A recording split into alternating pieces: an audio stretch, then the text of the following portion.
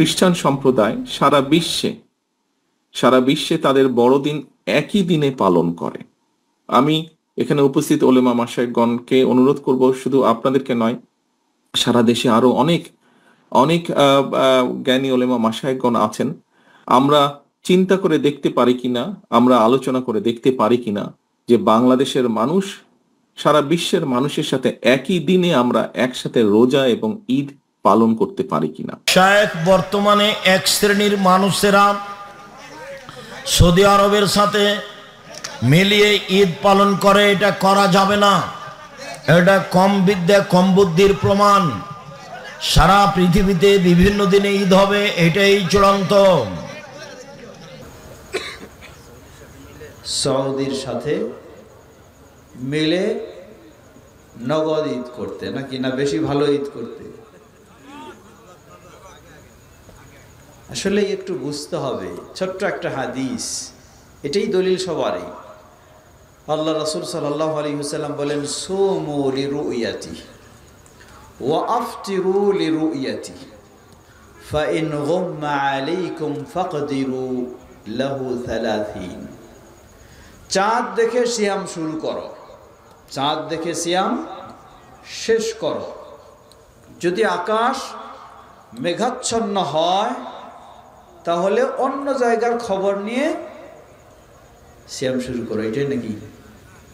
না, আল্লাহ রাসূল সাল্লাল্লাহু আলাইহি ওয়াসাল্লাম এটা বলেন নাই। তিনি বলেছেন, আকাশ যদি মেঘাচ্ছন্ন হয় কোনো টেনশন নাই, মাসটাকে 30 দিন পূর্ণ করো, পরের দিন অটোমেটিক পরের মাস চাঁদ দেখা গেলেও আসবে, না দেখা গেলেও আসবে। এটাই যদি রাসূল সাল্লাল্লাহু আলাইহি ওয়াসাল্লামের বিধান হয়, নির্দেশ হয়, তাহলে তিনি বললেন যে আকাশ যদি মেঘাচ্ছন্ন হয়, আচ্ছা বলেন তো, একসাথেই কি গোটা বিশ্বে আকাশ মেঘাচ্ছন্ন থাকবে? তা তো কোনোদিনই না। অবশ্যই একদিকে মেঘাচ্ছন্ন হলে কি আরেকদিকে পরিষ্কার থাকবে। তাহলে বোঝা যায় আল্লাহ রাসূল সাল্লাল্লাহু আলাইহি ওয়াসাল্লাম বিষয়টাকে অনেক সহজ করে দিয়েছেন। বলুন আলহামদুলিল্লাহ। এমন জটিল নয়। গোটা বিশ্বের মানুষের যেখানেই হোক, যে পন্থায় হোক, সংবাদটা বের করে নিয়ে আসে, একসাথেই করতে হবে, না হলে হবে না। ইসলাম এটা বলেনি, ইসলাম এইভাবে জটিল করেনি। বলে যে এটা তো ঐক্যবদ্ধ হওয়ার একটা দিক। জবাব, না, এটা ঐক্যবদ্ধ হওয়ার দিক নয়। ঐক্যবদ্ধ হওয়ার দিক হলো দিনরাত 24 ঘন্টায় মুসলিম ব্যক্তি পৃথিবীর যেখানেই থাকুক না কেন তাকে কয় ওয়াক্ত সালাত আদায় করতে হবে? 5 ওয়াক্ত। কিন্তু ঐক্যবদ্ধের দিক নয় সৌদি আরবে জোহর পড়লে আমাকে তখন এই জোহর পড়তে হবে, এটা ঐক্যবদ্ধের দিক না। ঐক্যবদ্ধের দিক হলো সৌদি আরবের মুসলিমকেও 24 ঘন্টায় 5 ওয়াক্ত আদায় করতে হবে, আমার বাংলাদেশের মুসলিমকেও 24 ঘন্টায় 5 ওয়াক্ত আদায় করতে হবে, যার যখন যেখানে সময় হয়। সুতরাং গোটা বিশ্বের মুসলিমেরা চাঁদ দেখবে, সিয়াম পালন করবে, গোটা রমজান মাস যেখানেই থাকুক না কেন, একসাথে কোনো দিনই সম্ভব হবে না। বলা হয় আবার কি, আমানুল্লাহ বিন ইসমাইল মাদানী সাহেব কিসের বিষয়ে আলোচনা করেছেন? না, সিয়াম বটে, কিসের ভুলে গেছেন এত তাড়াতাড়ি? কদরের রাত না? হ্যাঁ, এত তাড়াতাড়ি ভুলে গেলে কেমনে হবে? কদরের রাতের বিষয়ে কথা বলেছে। এখন মানুষ তো কদরের রাতের প্রতি একটু দুর্বল। এই বিশাল সুসংবাদ, বিশাল মর্যাদা, এখন মানুষকে ওইটা দিয়ে বোঝায়। কি বোঝায়? যে তাহলে কি সৌদি আরবে একদিন কদরের রাত আর বাংলাদেশে আরেকদিন কদরের রাত, এই দিয়ে আপনার মাথাটাতে গরম করে দিল। না, তাহলে তো হবে না। তাহলে কি করতে হবে? সৌদি আরবের সাথেই করতে হবে। আর একটু আপনি চিন্তা করুন, পৃথিবীতে সর্বপ্রথম চাঁদ কোথায় দেখা যায়? সৌদি আরবেই তো, নাকি? মক্কা মদিনার দেশ যেহেতু। না, কখনো না। পৃথিবীতে সর্বপ্রথম চাঁদ দেখা যায় পশ্চিম আকাশে, সর্বপশ্চিমে সর্বপ্রথমে দেখা যায়। আমাদের 3 ঘন্টা পশ্চিমে হলো সৌদি আরব, এজন্য একদিন আগে দেখার সুযোগ পায়। সৌদি আরবেরও 3 ঘন্টা পশ্চিমে, 6 ঘন্টা পশ্চিমে যারা, 9 ঘন্টা পশ্চিমে যারা, তারা কি সৌদি আরবের আগে দেখবে না? অবশ্যই সৌদি আরবের আগে দেখবে। এখন আপনি কদরের রাত পাওয়ার জন্য সৌদি আরবের সাথে শুরু করেছেন, যারা সৌদি আরবের আগেই কদরের রাত পেয়ে গেছে, তাইলে কি হইল? আপনিও তো ফাঁকা পড়লেন। হ্যাঁ, আপনিও তো ফাঁকা পড়লেন। আসলটা হইলে তো ওইটা দিয়ে হওয়া দরকার। হ্যাঁ, যেটা সর্বপ্রথম। সাধারণত সৌদি আরবের একদিন আগে প্রতি বছরেই পশ্চিমাঞ্চলে চাঁদ দেখে, আমেরিকার দিকে বেশিরভাগ দেখে। তাহলে আমেরিকায় যদি সৌদি আরবের একদিন আগে হয়, তাহলে আমেরিকার 21শে রাত সৌদি আরবের কি 21শে রাত হবে? কখনো হবে না। তাহলে তো আপনিও ফাঁকা পড়লেন। ইসলাম সহজ, বলুন আলহামদুলিল্লাহ। কেমনে সহজ? ইসলাম বলেছে যেখানে আপনি থাকবেন সেখানে চাঁদ দেখে সিয়াম শুরু করবেন। যখন আপনার কাছে 21 আসবে, তখন কি আপনি কদরের জন্য ইবাদত করবেন। আল্লাহ সুবহানাহু ওয়া তাআলার জন্য অসম্ভব নয়। সর্বপ্রথম চাঁদ দেখেও যদি আপনি শুরু করেন, কিয়ামত পর্যন্ত একই সময়ে কদরের ইবাদত করতে পারবেন না। কেমনে? কদরের ইবাদতের সময় কতটুকু? 24 ঘন্টা না। মাগরিব থেকে শুরু করে, সূর্য অস্ত থেকে শুরু করে, হাত্তা মাতলাইল ফজর, কি ফজর পর্যন্ত, এই সময়টুকু হলো কদরের রাতের ইবাদতের সময়। তাহলে সর্বপ্রথম পশ্চিমে হিসাবে আমেরিকায় যখন চাঁদ দেখে তাদের 21শে রাত যখন শুরু হয়, আপনি যদি তখন বলেন আল্লাহুম্মা ইন্নাকা আফুউন তুহিব্বুল আফওয়া ফা'ফু আন্নি, কদর তো পেয়ে যাবেন। পাবেন? সম্ভব? কোনোদিনই সম্ভব নয়, কারণ আপনি দিনের বেলা আছেন।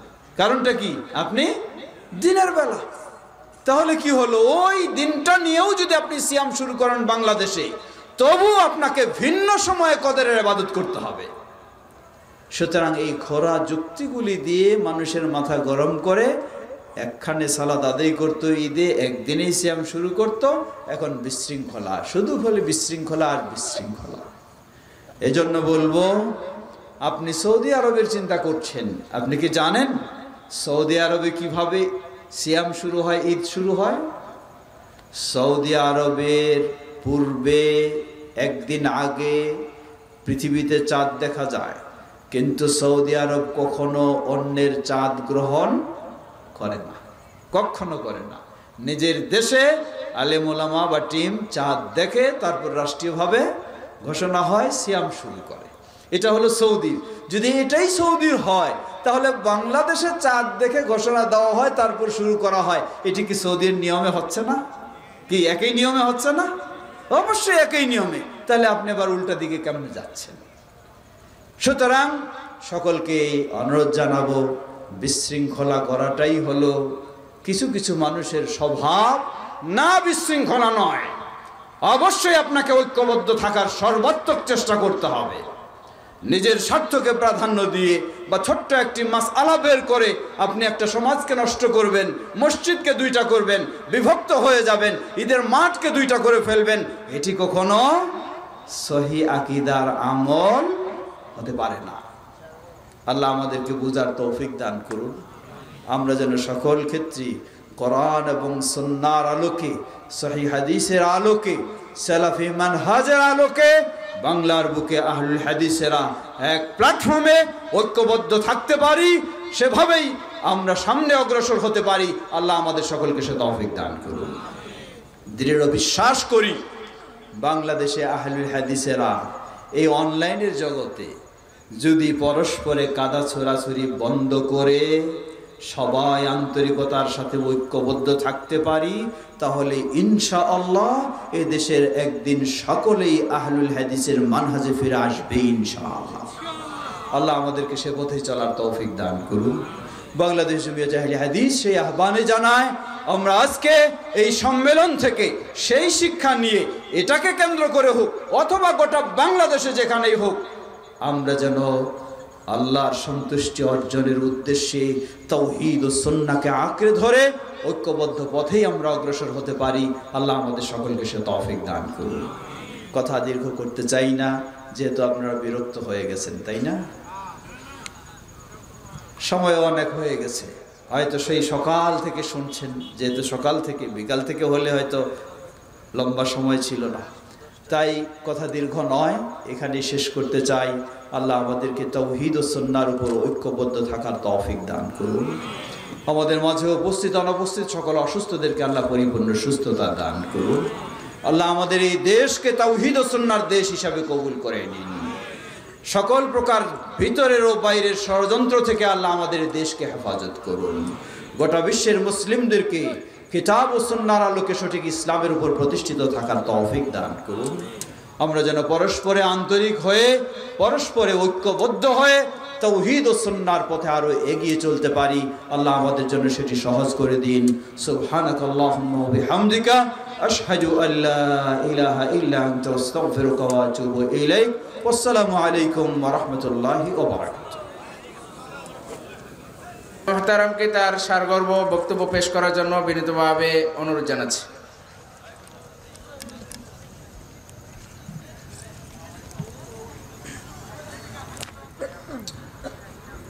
আসসালামু আলাইকুম ওয়া রাহমাতুল্লাহি ওয়া বারাকাতুহু। আপনারা কি অনেক বিরক্ত হয়ে গেছেন? সব কিছুর তো একটা ভদ্রতা থাকে। এটা কেমন ভদ্রতা আপনাদের? আমি তো আপনাদের জন্য এসেছি, আর আপনারা এখন উঠে চলে যাচ্ছেন। এটার নামে কি গণতন্ত্র শিক্ষা? হ্যাঁ, একজন উঠবে, তার দেখা দেখি আমরা উঠে যাব, এটাই তো গণতন্ত্র শিক্ষা দিচ্ছে। এটার নাম ইসলামী শিক্ষা নাকি? একটু তো বিবেক থাকা উচিত। মনে কিছু নেবেন না, কথাটা হয়তো শক্ত হলো। একটু আগেই শেখ আব্দুল্লাহ আব্দুর রাজ্জাক তো প্রচলিত গণতন্ত্রের কিছু গোমর ফাঁস করলেন। তাহলে সেই চিন্তায় তো আবার সবাই দৌড়াইতেছি, লাভ কি হইল? নিজের বিবেকটাকে একটু খাটাই না, ভালো না মন্দ কোনটা? এসেছেন তো মাহফিলের জন্য। আল্লাহ আমাদের সঠিকটা বোঝার তৌফিক দান করুন। সবটাই ঠিক, তাই না? যা বলবে ঠিক ঠিক, সবটাই ঠিক। এদিকে চলতে হবে, ওটাও ঠিক, এদিকে চলতে হবে, ওটাও ঠিক। এই হলো অবস্থা। যদি এই হয়, এটা অন্যের জন্য হতে পারে, কিন্তু আহলুল হাদিসের জন্য তো এটা হতে পারে না। আহলুল হাদিস ঠিকটাকেই ঠিক বলবে, সবটাকেই ঠিক বলবে না। আল্লাহ বুঝার তৌফিক দান করুন। আলহামদুলিল্লাহ ওয়াসসালাতু ওয়াসসালামু আলা আবদিল্লাহি ওয়া রাসূলিহি নবিয়িনা মুহাম্মদ ওয়া আলা আলিহি ওয়া সাহবিহি আজমাইন, আম্মা বাদ। আজকের এই সম্মেলন দীর্ঘ তালিকা, বিজ্ঞ ওলামায়ে কেরাম সকাল থেকে এই সন্ধ্যা গভীর রাত পর্যন্ত বক্তব্য রেখেছেন। যারা এর পিছনে আয়োজন করেছেন, শ্রম দিয়েছেন, অর্থ দিয়েছেন, সকলকেই মোবারকবাদ জানাই। আল্লাহ সকলকে ভালো কাজ আরো বেশি করার তৌফিক দান করুন। তবে আমার বক্তব্যের শুরুতেই একটি ছোট্ট কথা আমি বলবো, তা হলো এই জিকে ফাউন্ডেশন, এটাও তো জিকে ফাউন্ডেশনের এই তো এবারও না, পূর্বাচল জিকে ফাউন্ডেশন একাডেমি কর্তৃক আয়োজিত এই ইসলামী মহাসম্মেলন বিভিন্ন কারণে হতে পারে। দায়িত্বশীল পরিবর্তন, পরিচালক পরিবর্তন, আরও কেউ পরিবর্তন হতে পারে, কিন্তু মনে রাখতে হবে এটা রাজনীতির মাহফিল নয়, এটা একটা দ্বীনি মাহফিল। অতএব যেই দায়িত্ব হোক না কেন, তাকে দ্বীনি মেজাজ নিয়েই কাজ করতে হবে। এটি আমরা সকলের কাছে আশা করি, ঠিক কিনা? অবশ্যই চেঞ্জ হতে পারে, একজন আসবে আরেকজন চলে যাবে, অসুবিধা নেই, কিন্তু পূর্বাচলে এই সম্মেলনের ঐতিহ্যটা যেন যারই হাতে আসুক যথাযথ আমানত যেন ঠিক রাখা যায় সেটি চেষ্টা করবেন বলে আমি বিশেষভাবে অনুরোধ জানাচ্ছি। আল্লাহ আমাদের সে তৌফিক দান করুন। প্রিয় ভাইরা আমার, বক্তব্য অনেক বক্তব্য অনেক হয়ে গেছে। রমাদান খুব সন্নিকটে, হয়তো রমাদান শীর্ষক আলোচনাও অনেকজনেই রেখেছেন। আল্লাহ সুবহানাহু ওয়া তাআলা আমাদেরকে এবার একটি সুসংবাদ দিয়েছেন, তা তো জানেন। হ্যাঁ, জানেন কি? রমজান তো আছেই, 3 মিনিটের ঝগড়া আল্লাহ দূর করে দিয়েছেন। হ্যাঁ, বলুন আলহামদুলিল্লাহ। এটা একটা প্রমাণ করে যে হকের উপরে আপনাকে ধৈর্যের পরিচয় দিয়ে অটল থাকতে হবে। আল্লাহ একদিন না একদিন সফলতা দেবেন ইনশাআল্লাহ, ইনশাআল্লাহ। অস্থির হলে চলবে না। আজকে তো আমরা বহু রকমের অস্থির। সুযোগ পেয়েছে আমিও যদি একটু এমপি হইতে পারি, এটাও আমি অস্থির, ঠিক না? হ্যাঁ, এত অস্থির হওয়া চলবে না। আপনি আহলুল হাদিস, আপনার মানহাজটাকে ঠিক রাখুন। শুধু ছটপট করলে চলবে না। এটার নাম আহলুল হাদিস না, এটার নাম সালাফি মানহাজ না। সালাফি মানহাজ হক যেটা বুঝেছি সেটার উপরেই যতদিন আল্লাহ রাখে ততদিন প্রতিষ্ঠিত থাকতে হবে। পরিবর্তন আপনার সামনে বহু আসতে পারে, বহুজনের বহু পরিবর্তনে আমিও যদি পরিবর্তন হওয়া শুরু করে দেই, তাহলে তো আমার সঠিক পরিচয়টা আমি কখনো ঠিক রাখতে পারবো না। আহলুল হাদিসদের একটি মানহাজ রয়েছে, আহলুল হাদিসদের একটি অবস্থান রয়েছে। সেটি ওই সরকারের সময় হোক আর এই সরকারের সময় হোক, ওই পাকিস্তানে হোক আর এই পাকিস্তানে হোক, সব সময় মূল বিষয়টা অবশ্যই ঠিক থাকবে এবং থাকতে হবে। আল্লাহ আমাদের সেটি বোঝার এবং সেটার উপর অটল থাকার তৌফিক দান করুন। ফিরে আসি। আজকে আমরা অনেকেই শুধু একটু যদি সুযোগ পাই, দেখা যায় যে বিশৃঙ্খলার দিকে আমরা খুব দ্রুত ধাবিত হই। ঐক্যবদ্ধ হয়ে আমাদের সিয়াম হয়, ঈদ হয়। এখন কিছু কিছু ভাইয়েরা শুরু করেছেন কি,